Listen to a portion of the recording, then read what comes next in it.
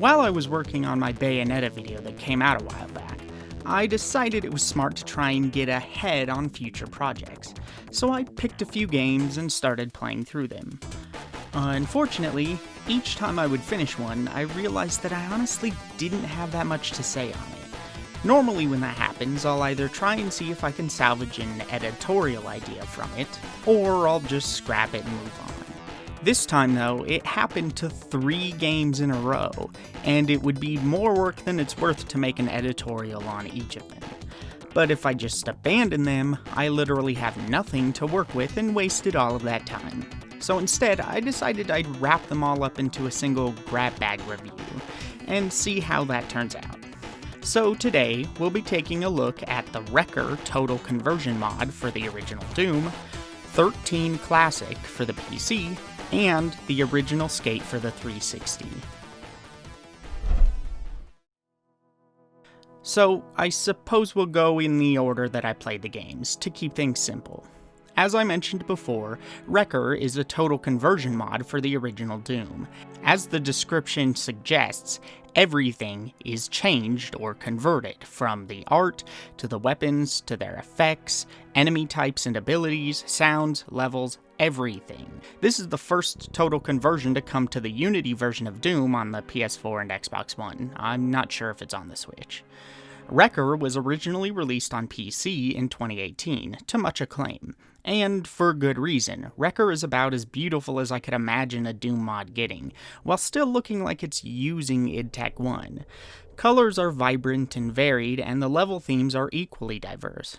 This overhaul pushes beyond the original limits of Doom in terms of scope and variety, with some levels being massive epics that can take over an hour to finish, if you're exploring thoroughly. And within just single levels, you can see massive aesthetic changes along the way, going from things like outdoor areas, to inside of a massive castle, to outside again in a town harbor. For me, the levels were the strongest part of the experience. As someone who is only a moderate fan of the original Doom's design, seeing what came next in Rekkr was what pushed me through, because it was all interesting. I've always had a few problems with the way Doom is designed though. It's not bad, they're just things I wish were different. Unfortunately, Rekkr keeps a few of these design choices as far as I can tell. For example, I don't know if it's possible to remove the randomized damage vanilla Doom is plagued with, but if it is, which I assume it is, I wish Rekkr had done so. Unless there's something I'm missing, it's still completely intact here, leading to attacks sometimes killing enemies in one hit, and sometimes taking 3 or 4. Ammo is fairly plentiful overall on Hurt Me Plenty, but can still be scarce at times. So the game arbitrarily deciding you need to waste more ammo on an enemy to continue can be frustrating. During a few of the later levels, I was running low enough on ammo that seeing enemy counts in the hundreds on the map screen sent me blindly sprinting around the level, ignoring most enemies at first, hoping to find some more ammo just to get better footing. Rekkr can get pretty hard thanks to choices like this. There are other things that continue this trend too, like a new equivalent to the Lost Soul enemy, which now has the Archvile's ability to resurrect dead enemies. The game also leans more toward projectile weapons as your base. While hit-scan weapons exist in Rekkr, the first 2 major weapons you get, as well as a few other important ones, shoot physical projectiles, which can easily miss if Doom's auto-aim decides not to play nicely. It can greatly limit your long-range capabilities as well, whereas the shotgun might as well be a sniper rifle in basic Doom. One interesting design choice the game makes, though, is having several weapons use the same ammo type, a soul of sorts that drops when you kill certain enemies. This soul dissipates quickly, though, necessitating a bit more strategy for how and when you kill enemies if you want to keep your ammo stocked up. Rekkr's levels regularly have some rather fantastic secrets and challenges along the way, too. I only found a large handful of secrets across the 3 main episodes, but they were enjoyable most of the time. There are obviously still some rather arbitrary ones that most people will never even get close to finding without a guide, but enough of them are on the proper side of the scale to be satisfying overall. Ultimately, despite being more of a Doom 64/build engine fan than a fan of Doom 1 or 2, I enjoyed Rekkr quite a bit. Leftover Doom quirks did frustrate me at times, and some levels were way too long for my personal taste. But Rekkr was still an impressive, mostly enjoyable time that I would definitely recommend to anyone who likes classic Doom, but wants less demons and more undead Vikings. 13 is an interesting game. It's a cult classic that often gets praised for its originality, except that I don't think it's particularly original. I don't see people compare 13 to other games very often, which has been strange to me ever since I bought it back in 2005. It's more unique for its art style and presentation than its gameplay. Still, the gameplay is refreshing today, where the subset of shooters it hails from is almost entirely absent from the gaming zeitgeist. What 13 really is in terms of gameplay is an offshoot of the early console shooter that you found in games like Medal of Honor, Perfect Dark, and most obviously, all of the 007 first-person shooters of the time period. Since the 13 remake recently released, and the original was on sale for just over $2 on Steam, I decided to pick it up and go through it again. I chose to keep it in 4:3 instead of moving it to widescreen for the sake of nostalgia, and after I got Steam Big Picture Mode's rather excellent controller support tuned in for it, because 13 Classic doesn't have controller support out of the box, I started playing. At first, it was kind of a roller coaster of emotions. In my first play session, I did around 10 of the 38 bite-sized levels. I was thoroughly enjoying it, which made me far more excited for the remake. Then the reviews of the remake started landing, leading to huge disappointment. I'm not going to dive too deep into it, nor am I going to point the blame toward anyone in particular, but from everything that I've seen, the remake is a mess on all platforms. Issues range from animation seemingly being locked to lower frame rates on PC, to glitches that can soft lock you, abundant crashes as well as rampant screen tearing on PS4, a graphical presentation that doesn't really nail down what was so smooth about the original, and more. A lot more. It's most certainly unfinished, and if I had to guess, the publisher bit off a bit more than they could chew. Hopefully it can be fixed, but at this point, a raw, basic remaster of the original would have been a stronger option. I feel like the team cared, but just couldn't get it done for whatever reason. Time, budget, workforce, whatever. That kind of killed some of my drive to go back to the original. While Big Picture Mode's controller support is phenomenal, it's still difficult to really dial in controls in a game with no controller support, to the degree that they feel like modern controls anyway. 13 Classic feels fine when set up properly on a DualShock 4, far better than I thought it would, and probably about as good as the original on PS2, but it still feels at least 10 years out of date in terms of raw game feel. Combine the motivation issues from the not great remake and the controller issues with my usual problems with games on PC, like them preferring to lock to 50Hz on a 60Hz display, and Shadowplay sometimes just refusing to see games so I can't capture them, etc.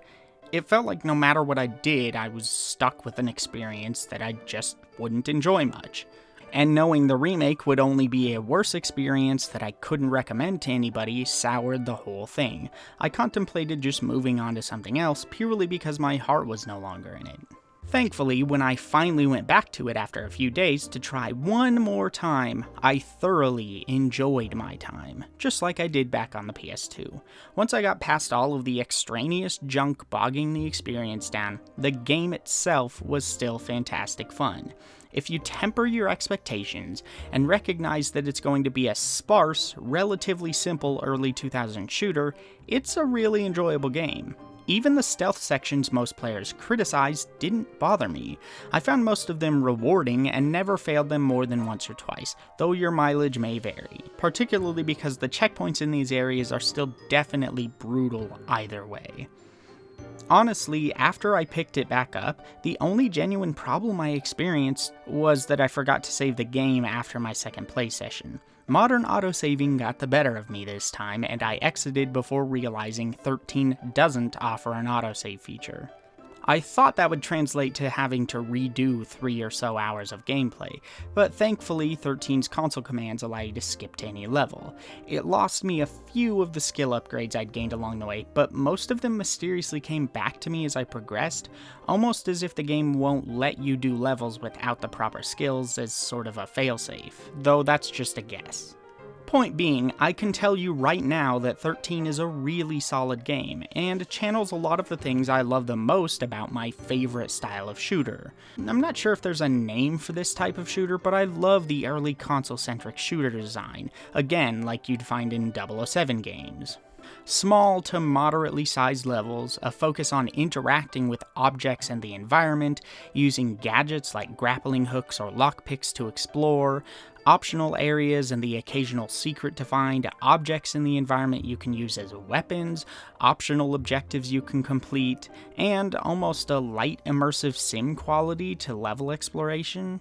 13 is squarely this type of game, but it uses much smaller stages most of the time. Unlike Rekkr, some stages literally only take 3 to 5 minutes to finish here, meaning if you don't enjoy what you're doing, you're never more than a few moments away from something new. Objectives are varied, and even when they use oft-maligned objectives, like escort quests, 13 usually does it in a way that isn't obnoxious. 13's strengths lie in its immersive, comic book qualities, diverse level designs, and generous balance, I want to say. For example, in several stealth sections, getting caught isn't the end. In the ones where you do have to maintain stealth the whole time, you'll only fail if an enemy that spots you makes their way to an alarm. Alarms are strategically placed around the stages, usually forcing them to run at least a few yards to use it, and they'll pause for just a second before using it, giving diligent players just enough time to stop them. The guns in 13 are pretty standard fare, but they all serve a specific purpose, giving them each a genuine use along the way. Enemies can sometimes wear armor and helmets, protecting them from things like headshots or limiting your damage potential. However, they can be picked up and used for yourself if you don't destroy them while killing the enemy, adding a little bit of strategy to how you take enemies down. Enemy hitboxes are thankfully super generous, so even with rather janky fake controller support like I was using, it's not too difficult to get headshots and the like. 13's most popular feature at release was probably the multiplayer, which had several interesting modes, online play, and bots with a decent amount of skill levels. This is something my best friend and I spent loads of time on back in the day. 13 doesn't have some of the more intricate design or creative elements you could find in the 007 games of the time.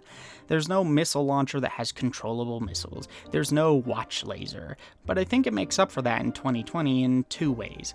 Firstly, it still has a stellar presentation that holds up well, and solid enough mechanics and levels to feel more than competent. And secondly, unless you're good at getting old physical games running on new hardware, or you're okay with breaking out a PS2, it's more or less your only official option for this type of shooter from that era. Even still, 13 is worth more than that sentiment implies. It's a solid game that I enjoyed replaying a lot more than I thought I would, and I'll definitely continue to play it into the future. Skate is a bit of a different story.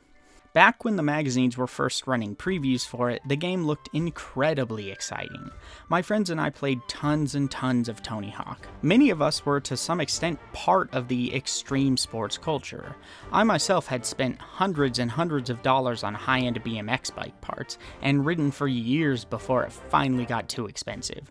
So we ate that stuff up, even going so far as to get the pared back PS2 version of Tony Hawk's Project 8 purely to get more of it. However, we also really wanted something that was a closer approximation of real extreme sports, a simulation of sorts. Tony Hawk was great, but we also spent a fair amount of time in the game doing simple lines across small gaps and rails, trying to emphasize realism and precision for as much as you could in that series. It mattered what trick you did, we didn't just mash buttons. In comes Skate with its beautiful next-gen graphics, low-slung camera angle, flick-stick controls, and physics-based animation work. Even just through the written word printed on magazine pages, you could tell it was going to be something special and something fresh. Skate was one of the earliest games I got for my 360, and I played hundreds of hours of it.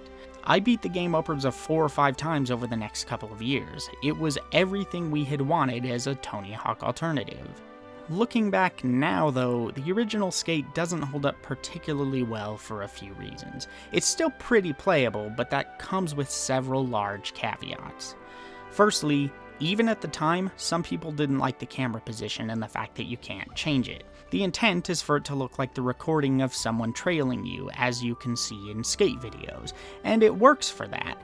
It is more immersive than the alternative, but it can also be really slow to respond, and in cases where your character doesn't go translucent or you need to be really precise, it's too easy for them to get in your way because they take up so much of the screen. The series would eventually improve this by giving you the option to move to a more traditional camera angle. They also improved the physics and exploration by allowing your character to detach from the board in circumstances beyond a major bail.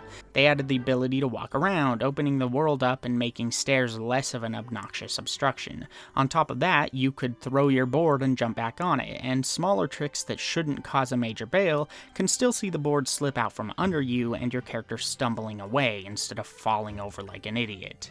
In Skate 1 though, every bail is a major bail, and anything that isn't a ramp or a low ledge can be a nightmare to traverse. The second major issue in Skate comes down to the campaign design. In some ways it's solid. I won't knock the core structure.